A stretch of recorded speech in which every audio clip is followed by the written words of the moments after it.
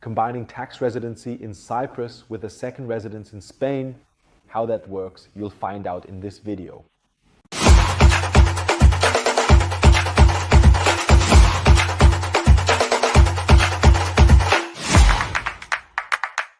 Hello and welcome. My name is Florian Wilk. I have been the Managing Director of CMC for 15 years, including in Cyprus. In this video, we're going to talk about the following topic. How can I have a tax residency in Cyprus, a personal tax residency, specifically for individuals, for you as a taxpayer? How can I combine that with a second residence in Spain? In principle, you can also combine this with other countries, but this particular combination is especially common. What do I need to pay attention to? And does this even work?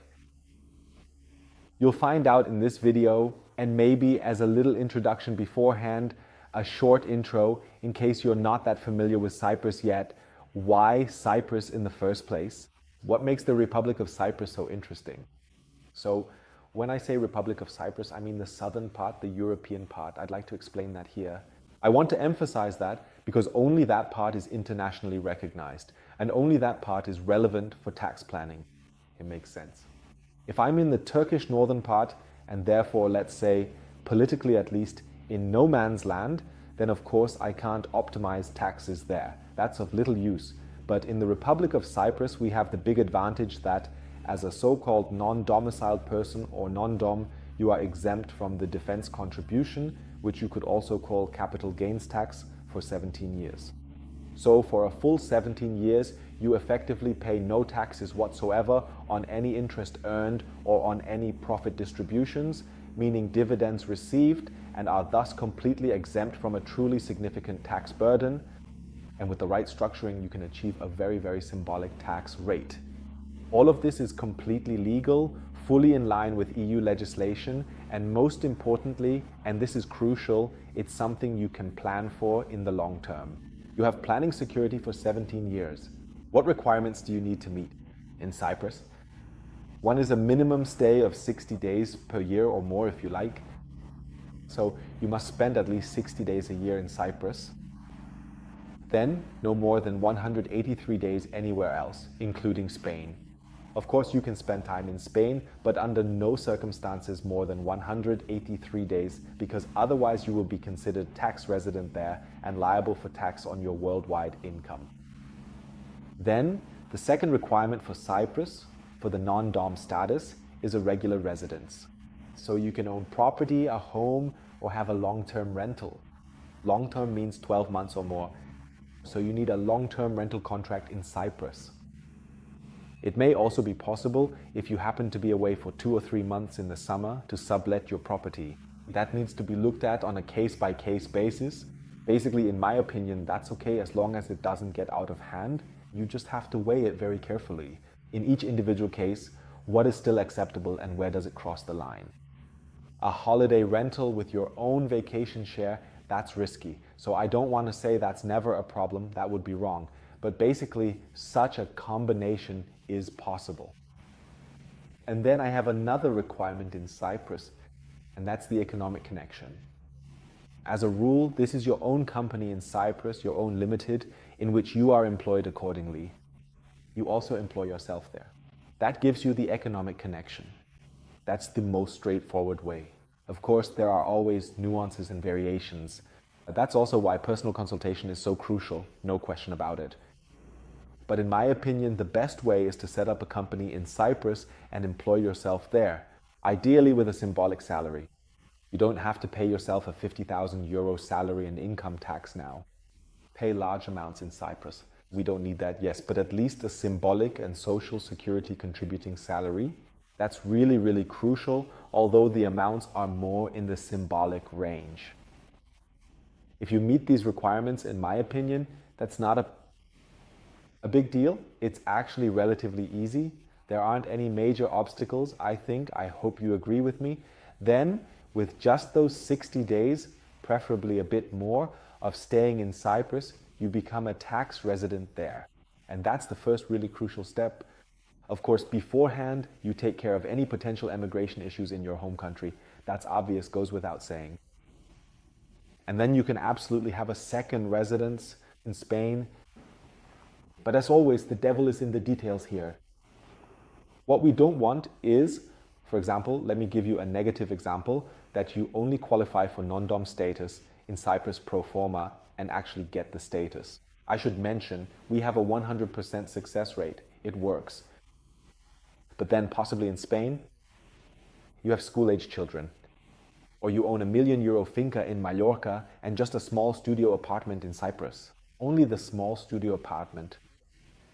Or you have economic interests in Spain, multiple investments, businesses, vehicles registered in your own name, and so on. And in Cyprus, you only get around with a rental car and just spend the 60 days there. If you do it like that, then unfortunately, you've been given the wrong advice and are doing a lot of things wrong. I just want to warn you because I keep meeting people who structure things like this or in a similar way. And of course, that's extremely risky.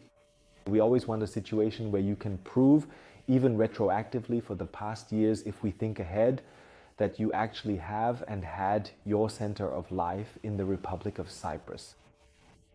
And not just take a 60-day vacation and think that's enough and that you meet the requirements. And here as well, I don't want to sound too negative, but you have to point out the problems. Here's the relevant note. It's not just about applying for non-dom status. That's just one aspect. It's about the bigger picture. It's about actually becoming a tax resident in the Republic of Cyprus. And that even if other countries should challenge this, if, for example, the Spanish authorities say, wait a minute, the taxpayer's center of life is here, and they want to tax this person in Spain retroactively for 3 years, that you are then able to prove it in court. No, that's not the case. Look, I have the following ties to Cyprus. This is my main place of residence. In other words, the so-called center of my life interests. And we have checklists that are very comprehensive, but extremely helpful to make sure nothing gets overlooked. Because I always say it's no use if you do 80 or 90% right. And you have an Achilles heel, and that might end up being hit. The point is to really think of everything to 99.99% and implement everything correctly. Only then is it truly legally secure. We don't want to rely on probabilities or coincidences or anything like that. So the combination works in any case. We have a whole range of clients who have chosen exactly this constellation and combination, meaning they have their center of life and their tax residence in the Republic of Cyprus and enjoy the enormous tax advantages, while on the other hand also combining it with the Spanish lifestyle. What I always recommend, and this is often the case, is that clients tend to stay in Spain during the summer because Cyprus is very hot, especially in July and August, and then a bit more during the shoulder seasons, if you will, so around April, May, but also October, November, December. They spend more time in Cyprus, since Cyprus is much warmer than Spain during those months. And Cyprus is located very far south and has a very warm climate. Usually you have very, very sunny and pleasant days all the way into December. And then in winter, you might be staying at a winter residence anyway at that time, possibly even in Cyprus. The winters are mild, but now and then they can be a bit wet and rainy. But that really depends on the individual. What I'm trying to say is that even in terms of lifestyle, these things often fit together very, very well, so that you don't feel like you have to spend time in Cyprus, but actually really enjoy spending time there, especially towards the end of the year or in spring, when the island is at its most beautiful, when it's green, when everything is blooming and it's not too hot. That's really, really important. So if you're possibly considering moving to Cyprus, relocating your tax residence to Cyprus, and you need support, sustainable support that is, and also someone to be your sparring partner who will challenge your ideas and concepts, and not just nod along to everything or simply tell you what you want to hear, then you are very, very welcome to get in touch. Get in touch with my team and me.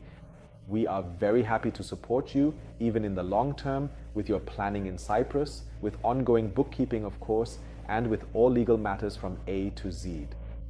you are very welcome to book a free initial appointment.